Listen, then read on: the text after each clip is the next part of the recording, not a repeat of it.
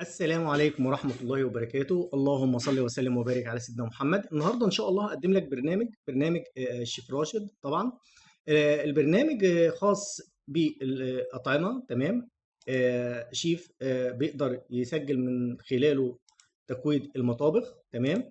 وكمان عندي هنا بيقدر يخش على الأقسام، إن كان حلواني، الساخن، البارد، الحلويات اللي هو بيقدر يشتغل عليه. مفسر كل حاجة. الأصناف، طبعا الأصناف اللي أنت بتقدر تشتغل عليها طبعا بتبدأ تخش من هنا، تتحرك في البيانات دي هنستعلمها واحدة واحدة. كمان عندي هنا بحث. تقدر بحث عن الأصناف، تقدر تبحث عن الصنف ومكوناته وطريقة الطهي بتاعه. تمام. وهنا استعلام الأصناف كامل، ممكن تبحث بكود الصنف بتاعك، وممكن تبحث باسم الصنف اللي أنت عايز تبحث هنا بيه. تمام. ممكن تحط مثلا اول ما تكتب بيجيب لك تورته بالكريمه، تورته رقم واحد، تورته بالشوكولاته، تورته بالكريمه، اي تورته انت شغال عليها. تمام. هنا تكويد المستخدمين، وهنا بيدي صلاحيات للمستخدم اللي انت بتقدر تشتغل عليه. ممدوح مثلا تقدر تحط البيانات بتاعته، ورقم الباسورد بتاعه، ورقم السر بتاعه اللي انت هتقدر تشتغل عليه. والتالي ماشي. تمام. وبتقدر تحط البيانات لو انت دخلت على اي بيانات من دي. مثلا يعني انا مثلا اخش على التكويد ممدوح ده. تمام. هاجي الغي من عندي، اخش مثلا تسجيل الاصناف، واقول له مثلا ايديت التعديل بتاعي، عدلت البيانات، وما عنديش صلاحيه لتسجيل الصنف. لو انا عملت اغلاق، تمام كده، وجيت هنا تسجيل عندي هنا هو تكوين الاصناف. بدأ يديني هنا ايه، ليس لديك صلاحيه للدخول للبرنامج. انا اقدر اخش تاني كده، وممكن من هنا امسح البرنامج بالكامل، اعاده تهيئه، امسح البرنامج. لكن انا عندي هنا كمان ان انا اخش هنا في الاول كده، واقدر اخش على البيانات بتاعتي وادي نفس صلاحيه، واقدر اخش. لو انا من الاول مش مديك صلاحيه تخش على تعديل المستخدمين، اصلا مش هتقدر تخش على البرنامج بتاعي. من هنا كمان ان انت ممكن تعمل بحث برقم 2 مثلا، لو انت عاوز رقم 2، او عاوز تبحث تعمل بحث هنا باسم المسؤول عندي، او اي مسؤول عندي اهوت، بقدر ادخله من هنا بكل سهوله. بعمل اغلاق. تمام. اقول له اغلاق كده، بقول له سيف، هتطرد حفظ البيانات. تمام. اعاده التهيئه ده ان انا بخش عليه له رقم سري. تمام. بقدر اخش عليه، بيقدر يقول لي عاوز تحذف المطبخ، ماشي، عاوز تحذف القسم، تحذف الاصناف. مجرد انت بتحذف الثلاث بيانات دول، بتقدر تحذف بيانات البرنامج بالكامل. تمام. مجرد انت بتقول حذف المطبخ، هيبقى هيسالك هل انت متاكد من مسح السجلات. لو قلت له نو، خلاص. لو قلت له يس، هيبدا يمسح لي البيانات. نفس انه تم الغاء عمليه المسح، خلاص كده ايه، ان هو ايه، ما بيقدرش يمسح البيانات.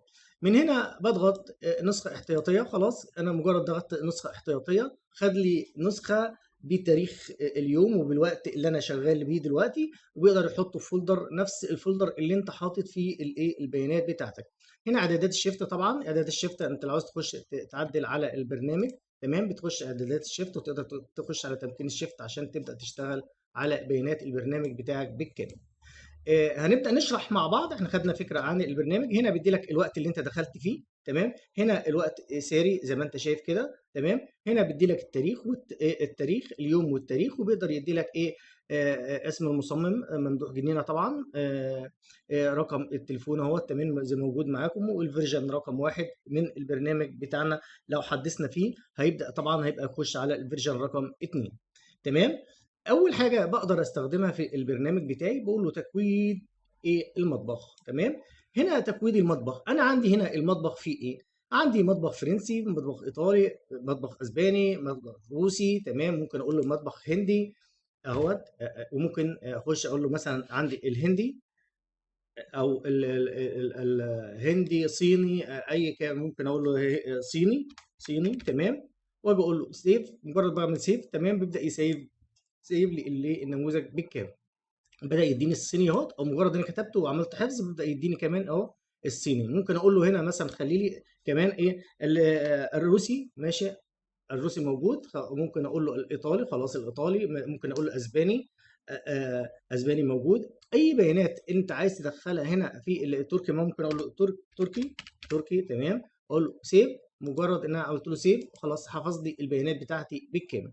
من هنا بقدر ادخل البيانات، ومن هنا بقول له السابق والتالي اهو. السابق بقدر اخش من هنا. لو حبيت الفرنسي الجديد ده اعدله، اشيل الجديد ده خالص، بقول له حفظ. مجرد ان انا قلت له حفظ خلاص حفظ لي البيانات وغير لي هنا بقى ايه الفرنسي. من هنا هتقدر تستخدم عاوز تطلع رقم 2 ماشي، عاوز ابحث من هنا اطلع الصيني ماشي، اطلع من هنا الايطالي نفس النظام. اقفل وقفلت. بقدر اخش بعد كده الاقسام. عندي هنا قسم الحلواني، الساخن، البارد، شوكولا، اي بيانات عندك بقى، ايس كريم ممكن تقول له مثلا هنا ايس كريم. ما هو المفروض طبعا ايه البارد طبعا، بس انا بقول لك اي بيانات انت عاوز تدخلها تقدر تدخل البيانات بتاعتك اللي موجوده معاك. ايه ممكن اقول له الحلويات موجوده ماشي، الطازج مثلا، الطازج، اي بيانات انا عايز ادخلها ممكن اقول له الطازج، ممكن اقول له سيف، وبيقدر يحفظ لي البيانات بتاعتي واقدر اتنقل في النموذج بتاعي. كمان اقدر اقول له تعالى تكويد الصنف بقى. هنا الصنف المتعه في الصنف اللي انت بتقدر تشتغل عليه بقى هنا خلاص. هنا ببدا اشوف اسم الصنف اللي انا هبدا اشتغل عليه. من هنا طبعا تبدا تبحث بالاسم، لو عاوز تبحث بالاسم، عاوز تبحث هنا بالكود بتبحث هنا الاول والثاني، وهنا عرض البيانات. ممكن اقول له الصنف اي صنف، ممكن اقول له تورته، كريمه، مشكل مثلا، آه جديده. تمام، يبقى انا اديته الصنف. ممكن اقول له هنا الصنف، هنا اقول له ايه الصنف هنا مثلا ايه صيني او تركي، اقول له صيني مثلا. واسم القسم بتاعي مثلا الحلويات مثلا اهوت، احط طبعا الحلويات او الطازج اي بيانات، او مثلا اقول له الطازج خلاص ما فيش مشكله. مكونات هنا ايه المكونات بتاعتي، بودره، جميع المكونات اللي انت تبدا تحط البيانات بتاعتك عليها. مثلا اهو ممكن اخد الاسم ده اهو كده احطه كده، اقول له كنترول سي، اقول له المكونات تورته تورته تورته تورته، زي ما انا عايز بقى ايه تشتغل البيانات بتاعته اللي انت ايه اللي انت شغال تحط البيانات بتاعتك او طريقه المكونات بتاعتك. وهنا طريقه الطهي، طريقه الطهي هنا مثلا طريقه الطهي مثلا ساخن مثلا. تحط الطريقه بتاعتك هنا ايه في النموذج بتاعنا اللي احنا هنبدا نشتغل عليه. طريقه الطهي يبقى هو حطه، تقدر تحط اي كميه، اه تقدر تحط ازيد من صف اهو، تقدر تدخل البيانات بتاعتك كلها زي ما انت عايز بدون اي مشكله، بدون اي مشكله في النموذج بتاعك. هنا نبذه عن الصنف، مثلا تقول له مثلا كريمه جديده مثلا، كريمه جديده. تمام، تصنيع مصر، اي بيانات اي حاجه. مرجع الصنف بقى ايه مرجع الصنف، تشوف ايه المرجع تشوف المرجع، آه، المرجع مثلا ايه مثلا شيف عصام راشد مثلا. تمام، وتقدر تحط الصوره بتاعتك هنا كده، بتقدر تحط الصوره تقول له ايه، بتخش هنا على الديسكتوب بتشوف مثلا اللي عندك حاطط الصور الايقونات بتاعتك فين اهوت. ممكن هنا ايه هنا مطبخ اهوت، تشوف البيانات عندك هنا، تشوف شكل التورته بتاعتك اللي انت عملتها او اي بيانات انت عملتها. تمام، تقدر تدخلها من خلال هنا النموذج بتاعك اللي انت ايه شغال عليه. قول له سيف. تمام، قول له الشكل، بدا يديني شكل تورته او شكل البيانات بتاعتي. ومجرد ان انا اقول له حفظ بيبدا يحفظ لي البيانات بتاعتي. تمام، حفظ لي وبدا يجيب لي اخر حاجه اللي هو 12 اللي انا شغال عليه فوق خالص اهو. تمام، فوق خالص اهوت في البيانات بتاعتي اللي انا ايه اشتغلت عليها. تمام، بيبدا هنا ان انا ممكن ابحث باسم اي صنف انا شغال عليه. زي ما انت شايف كده خضروات اهو، كل البيانات دي اهو قدامي اهو، كل البيانات اللي انا اقدر اشتغل عليها. ابحث من هنا بكود الصنف رقم 6 يبدا يجيب لي ده رقم 10 مثلا، رقم 10 بيبدا يبحث لي ويجيب لي ايه البيانات بتاعتي. هنا بقول له عرض الصنف. الصنف بيبدا يدي لك اي صنف انت اشتغلت عليه ممكن تطبعه. تمام، ممكن تطبع البيانات بتاعته. وكمان عندي هنا ده عرض، وهنا طباعه بتقدر تطبعه، وممكن تصدره بي دي اف. يعني ممكن تصدره بي دي اف تحطه على الديسك توب كده، انت عاوز تبعته لواحد مثلا وتحطه على الديسك توب، وتقوم جاي ايه حاطه في على الديسك توب، وتبعته للطاهي او الشيف الاخر اللي انت عاوز تبعته له. لو انت عاوز تبعت له صنف واحد اهو، عرض الصنف تبدا تبعته له، او ممكن تطبعه، او ممكن تبعت له البيانات، او ممكن تعمله بي دي اف. استعلام الاصناف هنا ببدا اخش على استعلام الاصناف. استعلام الاصناف هنا عندي اصناف كتير اهو، مثلا أو ممكن اقول له الصنف رقم 10 ممكن. لا طب عاوز ابحث باسم المطبخ، اقول له هات لي الفرنسي، هيبدا يجيب لي جميع الحاجات اللي هي في الفرنسي. تمام، اللي انا هبدا اشتغل عليها. ممكن اقول له تعالى لي الايطالي، الاسباني، الروسي، عندي كمان الصيني، عندي كمان التركي. ممكن اقول له لا تعالى لي السخن، لا انا عاوز البارد، انا عاوز مثلا الطازج. هيجي يقول لي مثلا الحلواني. طب لو انا حبيت ابعتهم اكسل، مجرد اقول له تصدير اكسل بيتصدر لي اكسل، اقول له صدره لي مثلا على ديسكتوب. مثلا اختار المكان بتاعي الديسكتوب، واجي اقول له تعالى لي وابحث لي واعمل لي صنف.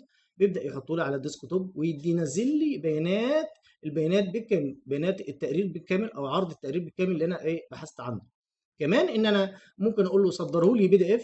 تمام، بيبدا يصدر لي البيانات كلها PDF، بيبدا يصدر لي البيانات بتاعتي كلها PDF. انا عندي عرض، اقدر اعرض البيانات قدامي اهو. تمام، البيانات بتاعتي كلها معروضه قدامي اهو. تمام، وممكن اصدره اكسل، وممكن اصدره PDF لاي شيف اخر يبقى عنده المكونات، اسم الصنف والمكونات بتاعته وشكل الشكل بتاعه ومكونات الصنف وطريقه الطهي بتاعتي اللي انا ابدا اشتغل عليها كمان. وعندي هنا نبذه عن الصنف، وهنا اسم المرجع بتاعي. لو انا صدرته اكسل طبعا في جميع البيانات بتاعتي موجوده عدا الصور. في البي دي اف بيبدا يديني البيانات بالكامل. لو انا حبيت افتح اي صنف، يعني انا اشوف هنا الصنف ده رقم 10. تمام، لا انا عاوز افتح الصنف رقم 6 ده. مجرد ان انا بضغط عليه من الاستعلام فتح، فتح لي الصنف رقم 6 اللي انا شغال عليه في النموذج بتاعي. تمام، يبقى انا كده شرحنا البيانات بتاعتي، وممكن تدخل صنف واثنين وثلاثه مجرد ان انت بتدخل عليه. هندخل كمان صنف عشان خاطر تبدا تفهم القصه تاني. تمام، تكويد الاصناف اهو. مجرد ان انا بخش من هنا كده، بقول له تعالى لي خش لي في طبعا فين البيانات بتاعت الصور. تمام اهوت، وباجي اقول له مثلا المطبخ. تمام، ولوات ببدا مثلا اقول له اهو حلويات، او مثلا اهو بيتزا. تمام، اقول له بيتزا، اقول له اوكي. تمام، اقول له بيتزا اهوت، بيتزا. ماشي، بالفراوله، اي بيتزا بقى باي حاجه اهوت بيتزا جديده لحوم. تمام، واجي اقول له مثلا تعالى لي هنا، اخش المطبخ الايطالي مثلا، اقول له تعالى لي هنا مثلا الساخن، بارد، الحلويات، الطازج مثلا الساخن، الحلويات ده اي بيانات بقى انت عاوز تشتغل في الطازج مثلا. المكونات او بيتزا لحوم اهوت، واجي اقول له تعالى لي حط لي المكونات بتاعتي كلها، بقدر احطها هنا. اقدر املى البيانات بتاعتي، وطريقه الطهي برده كده اقدر احط اي بيانات انا عايز اشتغل عليها بحطها. وهنا نبذه عن البتاع. هنا اقول له بيتزا. تمام، وباجي اقول له مثلا المرجع شيف احمد مثلا. تمام، واجي اقول له مثلا حفظ. مجرد ان أنا اقول له حفظ، حفظ لي البيانات بتاعتي بالكامل. لو انا عملت عرض الصمت، تعالى كده، هيديني ده فاضي ليه؟ لان انا مش واقف على بيانات. لو انا قلت له السابق وجيت عملت عرض الصنف، هيبدا يعرض لي اخر صنف انا اشتغلت عليه. طب لو انا عملت هنا استعلام اهو، بدا يديني رقم 13 هنا جديد اهو. يعني بيبدا من تحت لفوق، واجي اقول له استعلام الصنف، بيبدا يديني الاستعلامات اهو. لو انا دخلت هنا على اخر صنف، الاقي الصنف الاخير بتاعي اللي موجود معايا بالبيانات بتاعته بالصوره بتاعته. بغلق، مفيش اي مشكله. استعلامات الصنف زي ما احنا قلنا موجوده معايا اهي. تمام، طب بحث عن الصنف بيبدا يدي لك قائمه زي دي بالظبط. تمام، ببدا اقول له اكتب اي حاجه. ممكن اقول له طازج، طازج. تمام، طازج هيبدا يجيب لي عندي كام؟ عندي اتنين اهوت، عندي بيانين اتنين. المكتوب طازج اللي انا سجلتهم اخر حاجه، اللي انا ممكن اقول له مثلا حلويات. تمام، هيبدا مثلا عندي هنا في الاسم بتاعي مثلا تورته، مثلا اقول له تورته. تمام، هيبدا يجيب لي عدد الطرق اهو. الطرق هنا موجوده اهوت، واعمل لي هنا بحث كمان، اقول له اقدر ابحث باي اسم انا اقدر اشتغل عليه، مفيش اي مشكله. تمام، مجرد ان كتبت خلاص مفيش اي مشكله في النموذج بتاعي اهو. ببدا اشوف البيانات بتاعتي. حبيت افتح اي صنف من هنا، افتح اي صنف. مثلا انا شاكك ان مثلا الصنف رقم مثلا ده رقم 7 ده مثلا اهو. تمام، اقول له افتحوا لي. تمام، بدأ يفتح لي. حبيت اغير اي بيانات، اقول له مثلا جديد، مثلا اقول له جديد.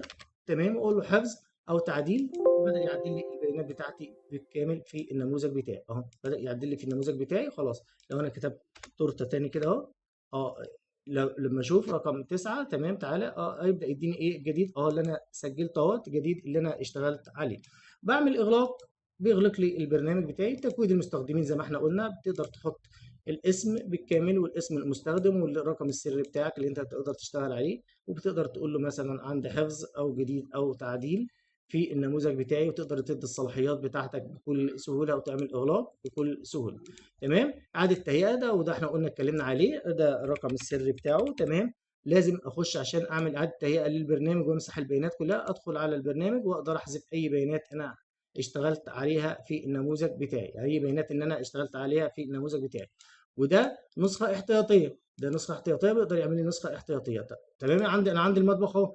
طب واحد يقول لي طب انا عاوز احذف، لو انا حذفت البيانات، لو حذفت البيانات دلوقتي اهو، اقول له مثلا اعاده تهيئه، اقول له 1 2 3 او 4 5 6 واقول له كده حذف. اقول له حذف المطبخ، يقول هل انت متاكد من حذف المطبخ؟ اقول له يس، حذف لي المطبخ. القسم، هل انت متاكد من حذف القسم؟ حذفت القسم. هل الاصناف، هل انت متاكد من حذف الاصناف؟ حذفت الاصناف. تعالى بقى نشوف كده. هنا واقفل خلاص كده، خلاص مش مشكله. اقول له تكوين المطبخ، بدا مسح لي جميع البيانات. مفيش بيانات عندي موجوده في النموذج بتاعي اهو، اي بيانات موجوده ولا اصناف. وبيبدا ايه، وتكوين الصنف يبدا لك من رقم واحد تاني في النموذج بتاعك. وهنا بحث عن الاصناف، هل مفيش ولا اي صنف، ابدا ابحث عليه. إعادة تهيئة، طبعا ده النموذج نسخة احتياطية، ممكن يبحث لك يعمل لك نسخة احتياطية اوتوماتيك في البرنامج بتاعك. مفيش الا المستخدمين اللي هو له الصلاحيات بس اللي تقدر تشتغل عليه. تمام. يعني انا مثلا اخر واحد ده حبيت تمسحه، تمام، اقول له مثلا هنا هنا حذف رقم 3 ده احذفه. يبدا اقول له اقفل، اعمل الاغلاق. تمام. اغلاق خلاص كده. لو انا جبت المستخدمين تاني هلاقيهم ايه، رقم واحد ادي التالي، مفيش اي بيانات لهم في النموذج بتاعي بالكامل. اقول له الاخير اهو، الاخير وده الاول هو ايه، رقم واحد بس في النموذج بتاعي. اعمل اغلاق خلاص، اغلق لي البرنامج بتاعي. البرنامج جميل جدا، تقدر تستخدمه في المطابخ، في الحلويات، للتورته، للساخن، للبارد، اي قسم من اقسام البرنامج والحلويات والمطبخ تقدر تشتغل بيه. برنامج جميل ومميز طبعا. ده خاص بالشيف عصام راشد. تمام. بتمنى لكم التوفيق. وطبعا لو مش متابعني، تابعنا على قناه ممدوح جنين على اليوتيوب، هتلاقي كل جديد باذن الله. شكرا لحضراتكم.